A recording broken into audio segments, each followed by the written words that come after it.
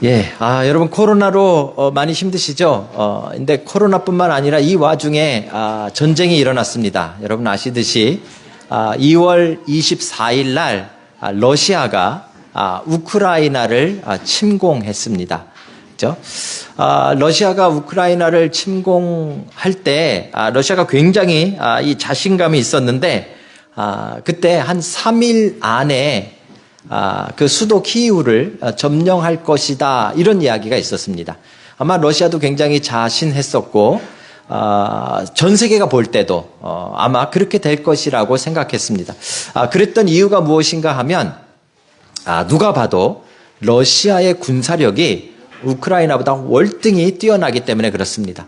특별히 러시아가 자랑하는 이 탱크와 장갑차를 앞세워서 이 공격을 진행했는데 사실 그 전력 차이가 엄청나게 많이 납니다. 그래서 러시아가 굉장히 자신 있게 전쟁을 밀어붙인 것이죠. 온 세계의 욕을 푸틴이 혼자 다 먹으면서도 전쟁을 멈추지 않고 지금 거의 3주째 진행되고 있습니다.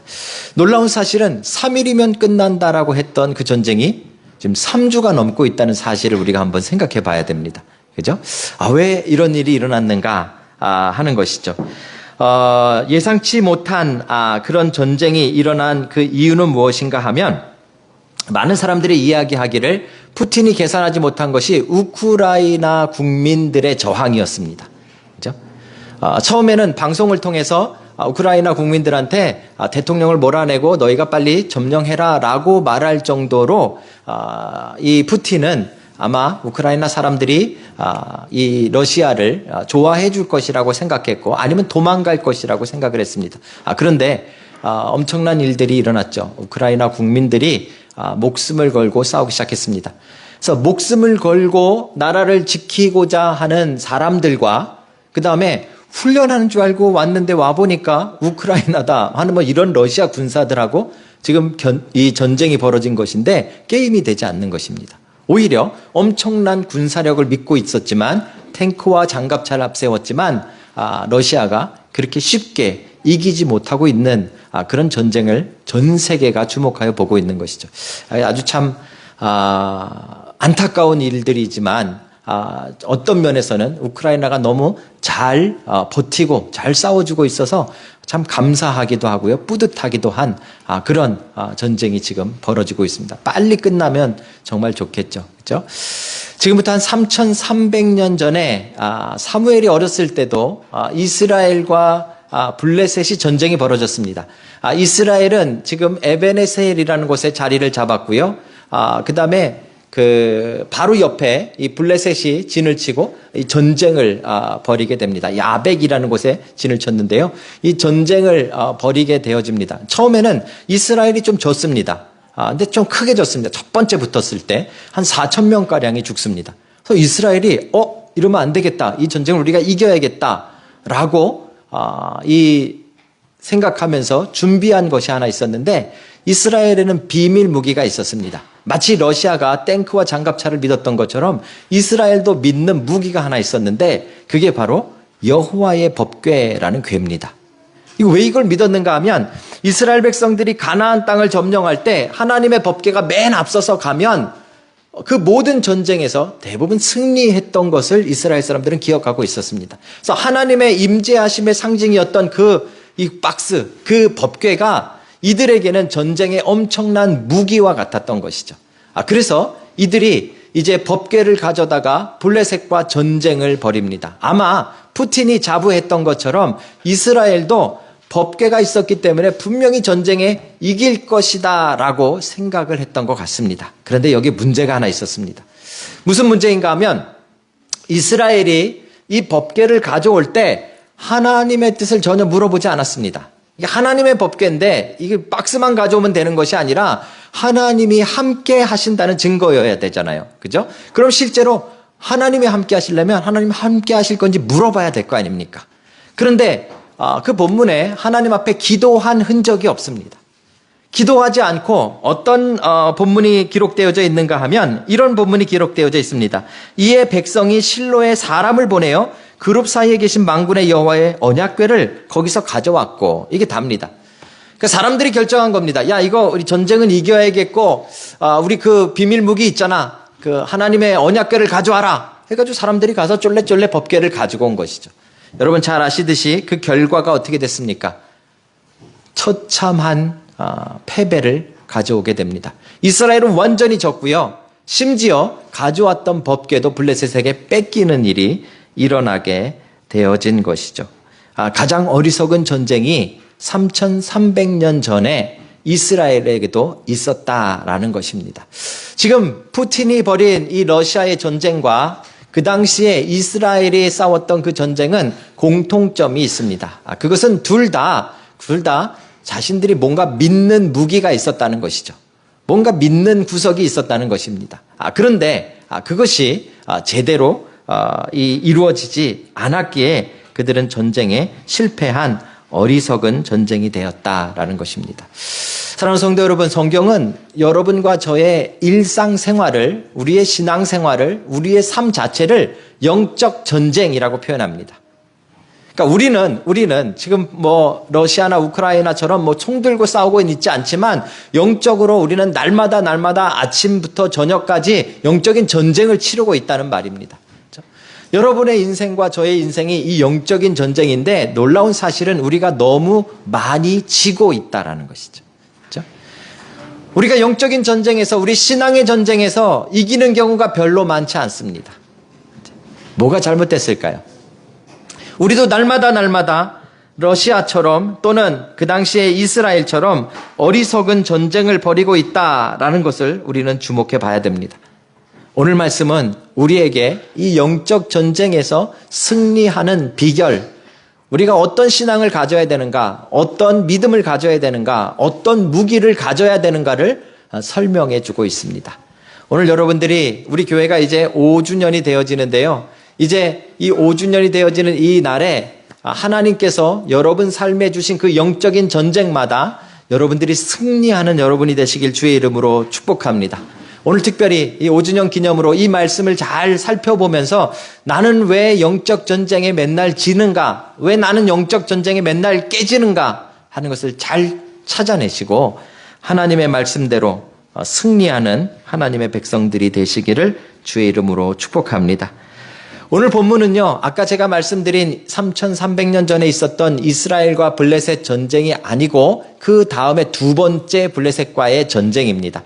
사무엘이 지도자가 되어서 첫 번째 치룬 전쟁이기도 하지만 그 전에 사무엘이 어렸을 때 얼마 전에 법궤를 빼앗기면서 크게 진 적이 있었습니다. 그런데 사무엘이 성장하고 사무엘이 이스라엘을 이끌게 되어지면서 사무엘이 특별한 일을 하나 합니다. 그것이 바로 아까 우리 주일학교 아이들과 함께 나눴던 미스바로 모이라라는 곳입니다. 미스바라는 한 지역으로 온 이스라엘 백성들에게 모이라, 내가 하나님 앞에 기도하리라 라고 이야기합니다. 모일까요, 안 모일까요? 놀랍게도 이스라엘 사람들이 모였습니다. 이거는 우리가 성경을 읽으면서 그냥 그랬구나 라고 읽고 넘어가지만 저는 이 부분이 제일 중요하다고 생각합니다. 이스라엘 백성들이 실제로 모였단 말입니다.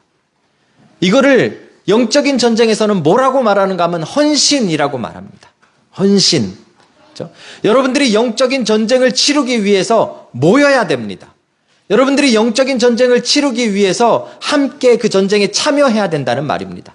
그렇죠? 그 일이 지금 사무엘과 그다음에 이스라엘에 이루어졌다라는 것입니다. 아까 제가 우크라이나 이야기를 했지만요. 이게 정말 이게 말도 안 되는 일이지 않습니까? 세계 군사 2위입니다. 러시아가. 그죠? 제가 이 우크라이나는 몇 위 되는가 찾아봤더니 뭐 26인가 뭐 해서 20권 안에도 안 들어옵니다.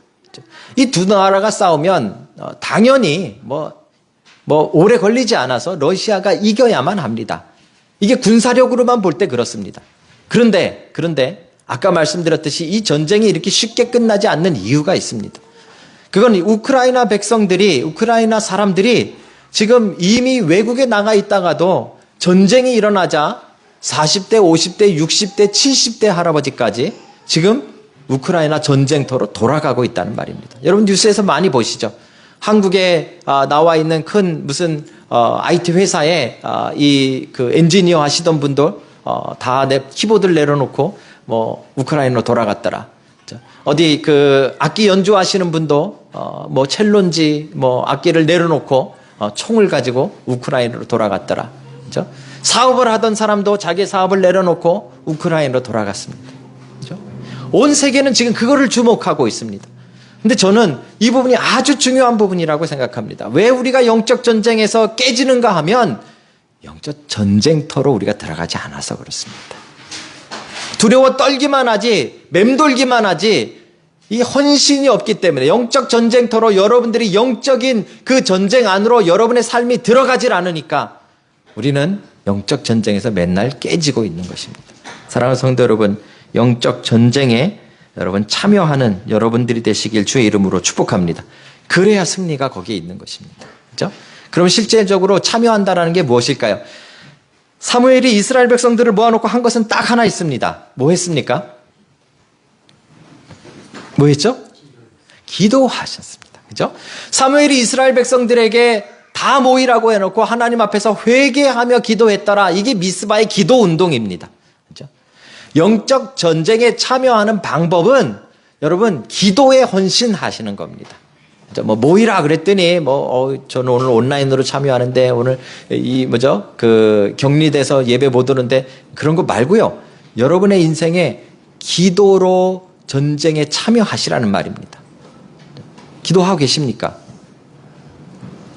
여러분 기도하고 계십니까? 기도도 안 하면서 우리가 맨날 영적 전쟁에 깨지고 지고 울고 졌다고 생각하고 있는 것은 도대체 무슨 배짱일까요, 우리가? 그렇죠? 여러분, 영적 전쟁에 참여하신다는 것은 기도하시는 겁니다. 기도. 기도했는데도 졌다. 그럼 저한테 와서 따지십시오. 그렇죠? 그런데 우리가 지는 이유는 기도 안 하지 않습니까? 저도 그렇고 여러분도 그렇고.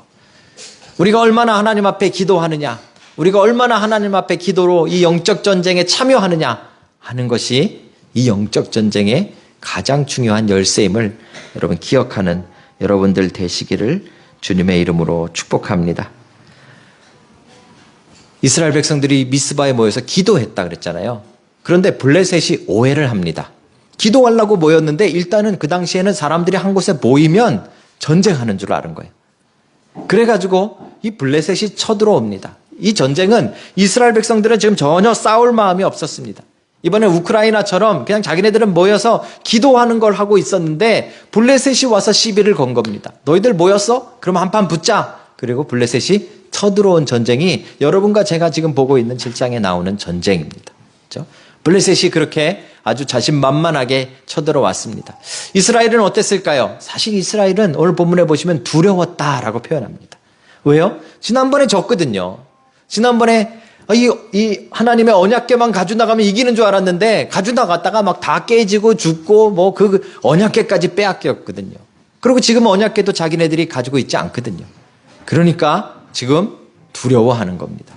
놀라운 사실은요. 오늘 본문을 잘 보시면 이 두려워하는 이스라엘 백성들이 사무엘에게 부탁하는 부탁이 하나 있습니다. 저는 이 부탁이 너무 감동스럽습니다. 이렇게 부탁합니다. 당신은 우리 하나님 여호와께 쉬지 말고 부르짖어 우리를 블레셋 사람들의 손에서 구원하게 하소서. 뭡니까? 예전이랑 달라진 게 있는데요. 이번엔 우리는 두렵고 떨리지만 당신이 우리를 대표해서 하나님 앞에 쉬지 말고 기도하셔서 우리를 하나님이 좀 구해 주시기를 간구해 주십시오. 그렇죠? 이스라엘 백성들이 이제 안 겁니다. 기도하고 회개하는 그 가운데서 이 모든 전쟁이 하나님께 속한 걸 아는 것입니다. 결국 하나님께서 이기게 하실 것이고 저도 하나님께서 지게 하신다는 그 승패가 하나님께 달린 것을 그들이 아는 것입니다. 그래서 쉬지 말고 하나님 앞에 기도해 주십시오 라고 부탁을 하는 것이죠.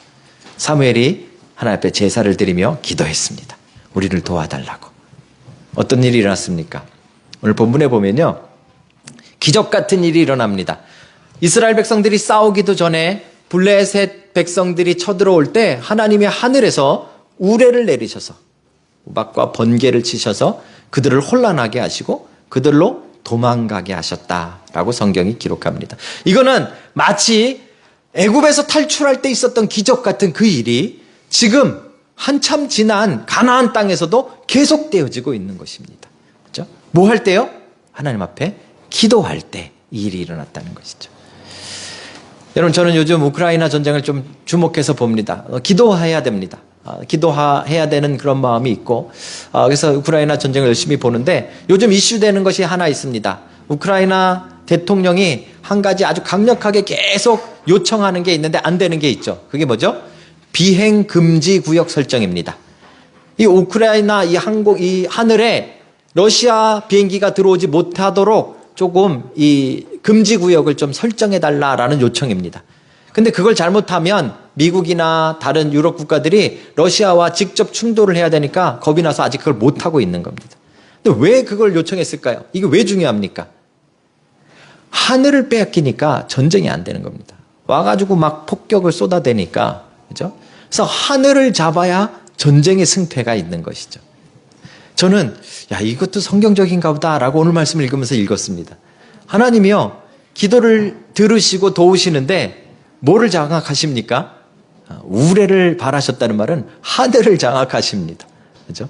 그래서 하늘을 장악하고 하늘에서 예상치 못한 우레가 쏟아짐으로 블레셋 사람들이 도망가게 되어지는 것이죠. 이스라엘 백성들이 기적을 보았습니다. 이거구나. 기도하니까 저들이 물러가는구나. 이제 이스라엘 백성들이 칼을 차고 도망가는 블레셋을 쫓아갑니다. 한참을 쫓아가다가 오늘 이 자리에 서서 하나님 앞에 사무엘이 사람들을 모아놓고 큰 기념돌을 세웁니다. 그렇죠? 기념탑을 세웁니다. 이 돌의 이름을 오늘 본문에 보면 에벤에셀이라고 부릅니다. 에벤에셀. 그렇죠? 에벤에셀이라는 말의 원래 뜻은 도움의 돌입니다. 도와주는 돌, 이런 뜻입니다. 그런데 이 돌을 세우면서 단순히 도움의 돌이라는 의미가 아니라 사무엘이 뭐라고 선언했는가 하면 하나님께서 여기까지 우리를 도우셨다. 이 의미로 그 돌을 에벤에셀이라는 돌을 세우고 있는 것이죠. 저는 여기에 하나님이 큰 비밀을 담아놨다라고 생각합니다. 여러분과 제가 영적 전쟁을 싸워서 이길 수 있는 것은 기도인데요. 그냥 무조건 기도한다고 되는 것이 아니고요. 기도하실 때 이 믿음이 있어야 됩니다. 에벤에셀의 믿음이 있으셔야 영적 전쟁에서 기도로 승리하실 수 있습니다. 에벤에셀의 믿음, 에벤에셀의 신앙, 이걸 여러분과 제가 오늘 5주년을 기념해서 좀 갖춰야 합니다. 이것만 갖추면 우리가 어떤 영적 전쟁이든지 기도해서 이길 수 있다는 것이죠. 자, 우리 따라 해보십시다. 우리 옆에 분을 향해서 에벤에셀의 신앙으로 무장하십시다. 에벤에셀의 신앙으로 무장하십시다. 아멘. 아까 말씀드렸습니다. 에벤에셀 자체는 도움의 돌이라는 뜻이지만 그 안에는 하나님께서 여기까지 도우셨다라는 의미가 들어있다라고 성경이 기록하고 있습니다. 문제는 여기까지가 뭡니까? 여기까지. 여기까지는 사실 원어상으로 공간적인 의미도 되고요. 그러니까 장소적인 의미도 되고요. 시간적인 의미도 됩니다. 장소적으로 본다면 지금 이스라엘 백성들이 전쟁을 벌여서 블레셋을 막 쫓아가다가 이 장소까지, 여기까지 하나님이 도우셨다라는 고백이 되고요. 만약에 이게 시간적인 의미라면 그거보다 더 깊은 의미가 있습니다. 그렇죠? 시간적인 의미라면 어떤 의미가 있습니까? 여기까지. 그 말은 지나온 모든 과거 속에서 하나님이 도우셨다 이 말입니다. 그렇죠? 이게 첫 번째 에벤에셀의 믿음입니다. 에벤에셀의 믿음은 우리의 지나온 모든 일들 속에 하나님이 함께 하심을 믿는 것입니다. 아멘입니까? 여러분의 지나온 모든 일들 속에 하나님이 함께 하셨다는 말입니다. 이걸 믿는 것이 에벤에셀의 믿음입니다. 문제는요, 우리가 착각하는 게 있습니다. 우리는 좀 좋은 일, 잘 되는 일, 기쁜 일, 성공하는 일, 이런 거 있으면 하나님이 도와주신 거고, 좀 어려운 일, 문제거리, 고민거리, 이런 거 있으면 하나님이 안 도와주신 거라는 착각을 합니다. 근데 여러분, 이제 우리 장로님이나 연세가 많은 분들한테 한번 나중에 물어보십시오. 그렇죠? 하나님의 도우심은 안 좋은 일 속에도 있습니다. 하나님의 도우심은 고통 속에도 있습니다. 하나님의 도우심은 그것이 기쁜 일이든 슬픈 일이든 그 어떤 것이든 모든 일들 속에 하나님의 도우심이 있다는 말입니다. 사랑하는 성도 여러분, 그것을 믿는 에베네셀의 믿음이 여러분 안에 있기를 주의 이름으로 축복합니다. 우리 교회도 하나님이 지난 5년간 도우셨다라고 오늘 우리가 고백하는 날입니다. 지난 5년 한번 생각해 보십시오. 좋은 일만 있으셨습니까? 또 힘든 일도 있고 어려운 일도 있으셨지 않습니까? 그렇죠? 하지만 그 모든 일들 속에 하나님이 함께 하셨음을 믿는 여러분과 제가 되기를 주의 이름으로 축복합니다. 자, 두 번째가 더 중요한데요. 이것을 시간적으로 우리가 의미할 때, 자, 여기까지 하나님이 우리를 도우셨다. 이 말은 하나님은 여기까지만 도우셨다라는 과거적인 것일까요? 아니면 여기까지 도우셨다는 말은 하나님이 여기까지 도우셨으니까 이제 앞으로도 도와주실 것이다 라는 미래적인 의미가 들어있을까요? 이게 좀 헷갈리는데요. 말만 보면 마치 그냥 과거에 하나님이 도우셨던 것을 기념하는 것으로 끝나는 것처럼 보입니다. 그런데 이것을 영적 전쟁과 믿음과 신앙으로 본다면 이 속에는 어떤 의미가 들어있는가 하면 하나님이 지난 시간에 나와 함께 하신 것처럼 앞으로의 시간도 나와 함께 하실 것이다 라는 믿음이 그 안에 들어있는 것입니다. 왜 그런가 하냐면요, 하나님은 우리와 다르시기 때문에 그래요. 우리 인간은 이런 말을 많이 합니다. 믿는 도끼에 발등 찍혔다. 무슨 뜻인지 대부분 다 아시죠? 그죠? 정말 누군가를 믿었는데 배신당했다. 정말 내가 믿었는데 내가 거기 마음을 상했다. 이거 우리가 되게 많이 쓰는 말입니다. 그죠? 제가 언젠가도 여러 번 말씀드렸는데요. 목회학을 배울 때도 그런 걸 배웁니다. 목회학을 배울 때도 어떤 교수님이 이 새로운 교회에 목사가 부임하면 이제 성도님들이 나와서 환영해 주잖아요. 그때 제일 앞에 나와서 목사님 가방 주세요 하고 가방 들어주시는 분을 조심하라. 이런 걸 목회학에서 가르치고 있으니 참 우리가 이 교회 형편이 이게 얼마나 이게 한심하고 마음 아픈 겁니까? 그죠? 다행히도 제가 이 교회에 처음 시작할 때는 제 가방을 들어주신 분이 아무도 없다는 사실. 요즘은 제가 가방을 메고 다닌다는 사실. 혹시나 누가 들을까봐. 그죠? 여러분, 우리 인간은 교회 아니든 교회 밖이든 가정이든 가정 밖이든 우리는 사실 누군가를 믿었다가 실망하는 경우가 참 많습니다. 그렇죠? 그래서 인간은 믿음의 대상이 아니라 무슨 대상이요? 사랑의 대상이다라는 말을 많이 하게 되어지는 것이죠. 그런데 여러분, 하나님은 어떠실까요? 우리는 하나님이 어떤 분인가를 하나님의 속성이라는 것으로 표현합니다. 근데 하나님은 어떤 분이신가? 하나님의 속성이 두 가지가 있는데요. 하나는 공유할 수 있는 속성. 와이파이 다 해보셨으니까 공유가 뭔지 알죠? 그죠? 하나님의 속성인데 우리도 닮아갈 수 있는 겁니다. 예를 들면 하나님은 사랑이시다. 우리가 하나님만큼 사랑하진 못하지만 하지만 그 하나님의 사랑이라는 속성을 우리는 자꾸 닮아가야 되는 거예요. 하나님의 자녀니까. 그죠? 그런데 하나님한테는 비공유적 속성이 있어요. 이거는 우리가 죽었다 깨나도 하나님을 쫓아갈 수 없는 속성이 있어요. 예를 들면 하나님은 어느 곳에나 계세요. 장소와 시간에 구애받지 않으세요. 이건 우리 인간이 지금 흉내낼 수 없잖아요. 그렇죠? 이건 그래서 비공유적 속성이에요. 근데 하나님의 비공유적 속성의 가장 대표적인 거가 뭔지 아세요? 불변성이라는 거예요. 불변성, 변하지 않는 하나님.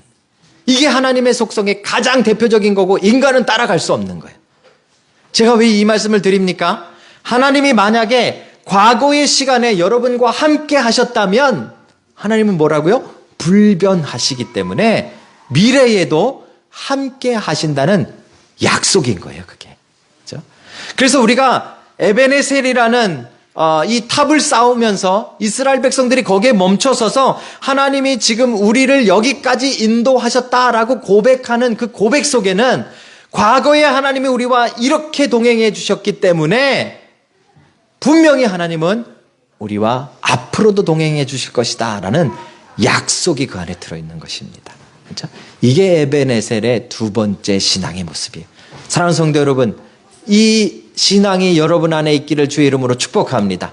이 믿음이 여러분 안에 있기를 주의 이름으로 축복합니다. 오늘 집에 돌아가셔서 지난 여러분들의 인생 속에 얼마나 많이 하나님이 함께 하셨는지, 얼마나 많이 하나님께서 여러분을 도우셨는지, 얼마나 많이 하나님께서 여러분들을 인도하셨는지를 다시 한번 세워보십시오.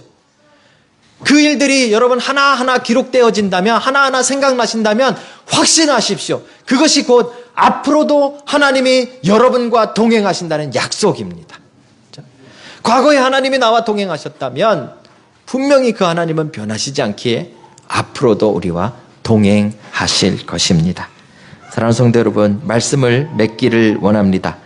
우리가 이제 오늘 5년이 되었습니다. 시간이 참 빨리 가는 것 같습니다. 그죠? 엊그저께 제가 오클랜드에서 내려온 것 같은데 이 벌써 5년이 됐다는 게 참 믿어지지 않습니다. 그래서 한번 말씀을 준비하면서 한번 곰곰이 생각해 봤습니다. 하나님의 은혜가 없이는 여러분과 제가 이 자리까지 오지 못했을 것입니다. 그죠? 코로나가 터지고 여러 가지 어려운 일들이 터지고 그 속에서 우리가 지금 이 자리에 함께 예배하고 또 온라인으로 우리가 한 교회 공동체라고 예배하고 있는 지금 우리의 모습은 하나님께서 지금까지 인도해 주셨기 때문이다라는 것입니다. 그게 에베네셀입니다. 그렇죠? 그렇다면 또 한 가지 우리가 믿어야 될 것은 여러분 앞으로도 우리 그리스도의 편지교회 앞으로의 5년, 10년, 100년, 1000년 하나님이 함께 하실 줄로 믿으시기 바랍니다. 여러분의 인생도 마찬가지입니다. 우리가 영적 전쟁에 싸워서 기도로 이기시려면 이 믿음이 있으셔야 됩니다. 에베네셀의 믿음이 있으셔야 됩니다. 나의 모든 일 속에 하나님이 함께 하셨음을 믿으십시오. 그리고 앞으로도 지금 일어나는 일도 어떤 일이든지 간에 우리 하나님이 여러분과 함께 하심을 믿는 여러분들이 되시길 주의 이름으로 축복합니다. 이 믿음이 우리를 이기게 할 것입니다. 이 믿음의 기도가 우리를 승리케 할 것입니다. 여러분의 삶에 이 놀라운 승리가 가득한 하루가 되시기를 주의 이름으로 축복합니다.